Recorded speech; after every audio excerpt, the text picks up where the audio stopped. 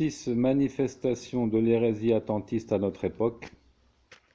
Cinquièmement, l'avant-dernière manifestation du laxisme à notre époque est de ne pas taxer de mécréance celui qui délaisse la prière.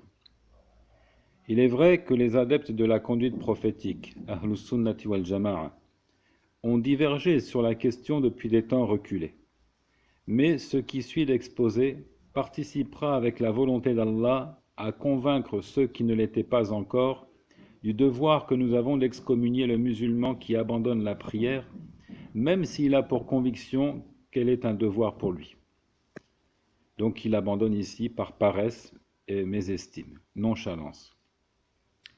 Nous ne disons pas de celui des oulémas ou des étudiants en théologie qui adoptent un point de vue différent qu'il est un attentiste, murji. Mais nous disons que son erreur le rapproche de ce courant laxiste qui ouvre la porte à la mésestime pour les injonctions divines et qui encourage la marginalisation de la religion de l'islam et de ses fidèles pratiquants. Le consensus ijma' a été transmis de Abdullah ibn Shaqiq al-Uqayli, Ayyub al-Sakhtiyani et Ishaq ibn Rahawiya sur la mécréance de celui qui délaisse la prière. C'est un consensus établi et qui n'est pas annulé. Donc ces gens-là nous disent, les sahaba, les compagnons du messager d'Allah, étaient unanimes sur la mécréance de celui qui délaisse la prière, en des termes différents certes, mais qui évoquent ce sens. Quant à ce qui est transmis de certains prédécesseurs, salaf, sur l'absence d'excommunication de celui qui abandonne la prière, alors certaines de ces narrations ne sont pas authentiques et d'autres s'opposent à un consensus préalablement établi, de sorte qu'elles ne méritent pas d'égard. Mohammed ibn Nasr al-Marwazi a aussi cité le consensus des compagnons, radiyallahu anhum, sur la mécréance de la personne qui laisse la prière, après avoir évoqué son excommunication par Allah et son messager en personne, et après avoir signifié que la divergence est tardive et qu'elle n'est apparue que postérieurement au consensus des compagnons. Il dit donc,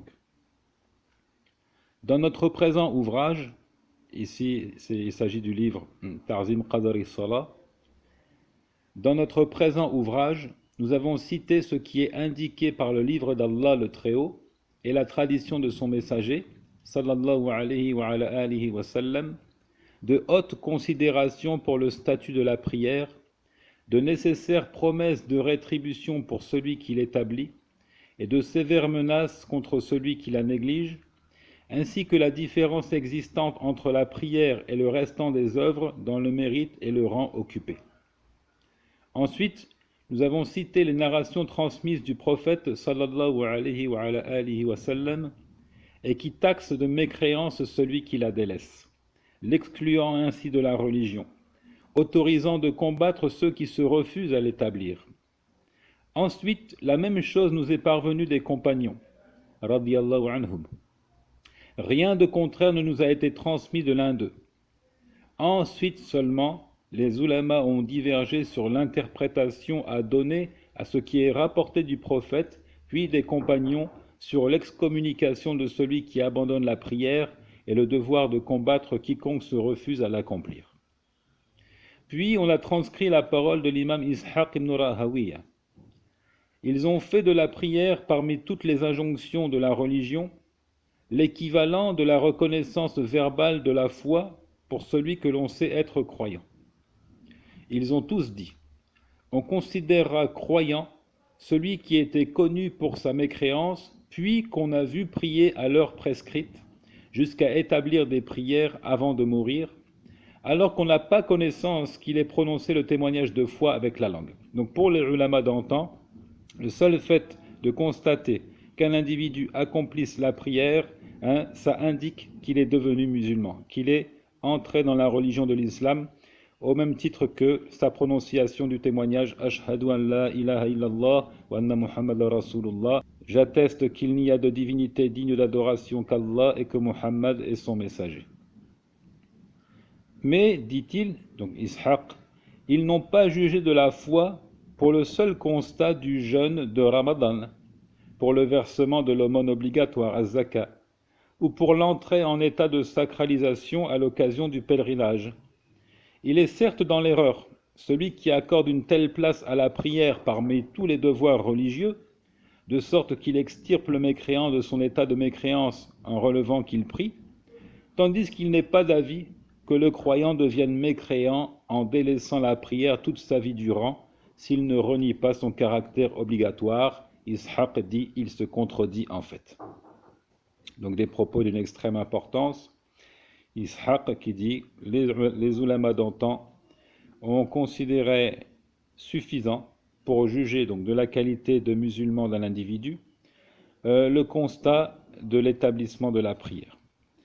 Et par conséquent, est dans l'erreur celui qui a cet avis, tandis qu'il n'est pas d'avis que le croyant devienne mécréant en délaissant la prière toute sa vie durant, s'il ne renie pas son caractère obligatoire. Il dit c'est là une contradiction évidente. Ishaq ajoute, ils ont pris pour argument la parole du prophète sallallahu alayhi wa sallam, il y aura à votre tête des dirigeants qui retardent la prière au-delà de son heure fixée, jusqu'à ces derniers instants. Que celui qui soit témoin de cela établisse la prière à son heure et qu'il considère sa prière en leur compagnie comme une œuvre surérogatoire. Donc le hadith du messager, il y aura des dirigeants qui établissent la prière, certes, mais qui la retardent au-delà de son heure fixée. Quelle attitude devrons-nous avoir à cette époque? Il dit, nous établissons la prière à son heure et nous considérons la prière établie derrière ces dirigeants comme une œuvre surérogatoire et non pas la prière obligatoire qui, elle, a déjà été établie en son heure. Ces gens dirent, s'ils devenaient mécréants en négligeant la prière, il n'aurait pas été permis à un musulman de les suivre en tant qu'imam, que dirigeant, ou bien en tant qu'imam dans le sens où ils accomplissent la prière pour nous, même pour une prière surérogatoire. Ils ajoutèrent, cela indique que l'abandon voulu ici est le reniement du devoir de prier, le juhud. Mais Ishaq dit, ils se sont trompés dans l'interprétation du texte, puisque les dirigeants ne retardent pas l'office du vendredi jusqu'au crépuscule. Ils le retardent plutôt dans le sens où ils ne l'établissent pas dans ses premiers instants. Ces dirigeants lisaient leurs courriers et prétendaient être occupés par des affaires de la communauté, de sorte qu'ils aient une bonne excuse, et ils se donnaient de fausses explications, fruit d'une interprétation. Dans la description du retard des dirigeants donnée par le prophète sallallahu alayhi wa sallam, il n'y a pas l'exposé d'un retard de la prière jusqu'à la tombée de la nuit ou jusqu'au lever du jour. Il la retardait plutôt, sans respecter l'horaire fixé par le messager et ses compagnons. Or, il ne convient à personne d'excommunier celui qui délaisse la prière tant que l'abandon n'est pas tel que nous l'avons décrit, laissant venir la nuit ou le lever du jour, car il y a une divergence pour ce qui est en deçà. Et il n'est licite d'excommunier qu'avec le consensus des ulamas sur l'écoulement de l'heure fixée pour la prière. Donc Ishaq rappelle ici un argument qui a été avancé par ceux qui considèrent qu'on ne peut excommunier celui qui abandonne une prière par paresse. Ce récit du messager qui parle de dirigeants qui viendront après lui et qui retardent l'accomplissement de la prière, mais il dit, ils l'ont mal compris, parce qu'on ne doit pas comprendre par là que ces dirigeants retardent la prière jusque la tombée de la nuit ou jusqu'au lever du jour, laissant s'écouler une journée complète ou une nuit complète. Son sens est plutôt que, préoccupés par leurs affaires de dirigeants, à écrire des courriers, etc., ils retardent l'établissement de l'heure de la prière, certes, mais sans toutefois laisser s'écouler une journée complète. Et il dit, il y a d'ailleurs une divergence sur la mécréance de celui qui délaisse la prière en deçà de cette période-là. Ishaq dit encore, les érudits se sont accordés à dire que Iblis a délaissé la prosternation devant Adam, à lui les éloges et la paix, puisque pensant être meilleur que lui. Il a donc refusé orgueilleusement de se prosterner pour Adam. Il dit « Ana khayrun minhu, khalaqtani min nar wa khalaqtahu min tin » Je suis meilleur que lui, tu m'as créé de feu et tu l'as créé d'argile. Ainsi, le feu est meilleur que la terre. Iblis n'a pas douté du fait qu'Allah lui ait donné un ordre. Il n'a pas renié le devoir de la prosternation. Il est plutôt devenu mécréant en délaissant l'ordre d'Allah le Très-Haut et en refusant orgueilleusement de se plier devant Adam par la prosternation pour lui. Il ne s'agissait pas de s'enorgueillir contre Allah ni de renier son commandement.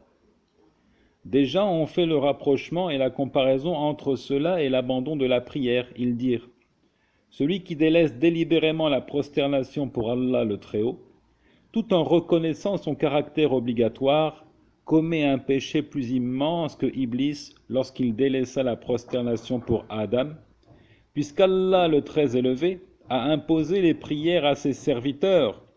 Il se les réserve, en stipulant qu'elles ne doivent être vouées qu'à lui seul.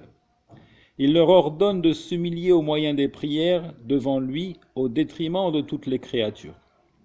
Ainsi, celui qui abandonne la prière sombre dans une désobéissance plus immense et une mésestime plus grande que Iblis lorsqu'il délaissa la prosternation pour Adam. De la même façon que la mésestime de Iblis et son refus orgueilleux de se prosterner constitua l'argument qui fit de lui un mécréant, celui qui abandonne la prière volontairement et sans excuse valable jusqu'à l'écoulement de l'heure prescrite est aussi un mécréant. Ishaq dit: les gens de science peuvent se passer des réserves de l'analogie en cela, en raison de ce qui leur a été tracé de voie par le prophète et ses successeurs après lui. Ils ont fait de la mécréance le jugement s'appliquant à celui qui délaisse volontairement la prière. Ishaq dit enfin: un groupe d'érudits affirma que si l'homme délaisse intentionnellement la prière jusqu'à l'écoulement de son temps légitime, il n'est pas jugé mécréant jusqu'à ce qu'il meure en la délaissant, car à ce moment, sa mécréance apparaît clairement.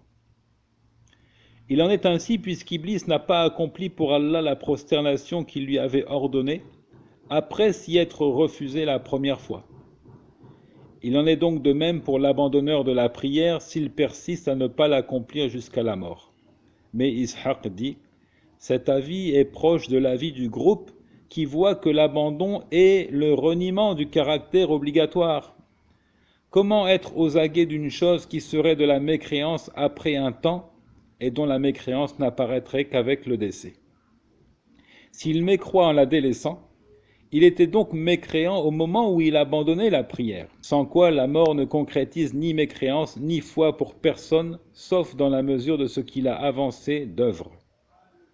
Il dit: cet avis le conduira inéluctablement à une parole détestable qui est de dire: si Iblis avait finalement réalisé la prosternation qu'il avait pourtant délaissée, avant de rencontrer Allah, il n'aurait cessé d'être croyant depuis l'instant où il a délaissé la prosternation jusqu'au moment de l'accomplir et de regretter. Ce n'est certainement pas un avis digne de ce nom. Ishaq dit: celui-ci a argumenté à la manière de celui qui voit l'abandon comme un reniement, juhud.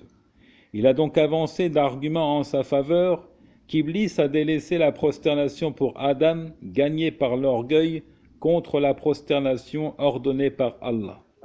Or, s'enorgueillir contre l'ordre d'Allah revient à répliquer et rejeter Allah. Ainsi, celui qui s'enorgueillit contre l'ordre d'Allah et le minimise l'a en fait renié. L'abandonneur de la prière d'un abandon volontaire mécroit s'il abandonne selon cette approche, minimisant le commandement d'Allah le Très-Haut et le prenant de haut. Voir Ta'zim Qadari Salah, page 562 à 570.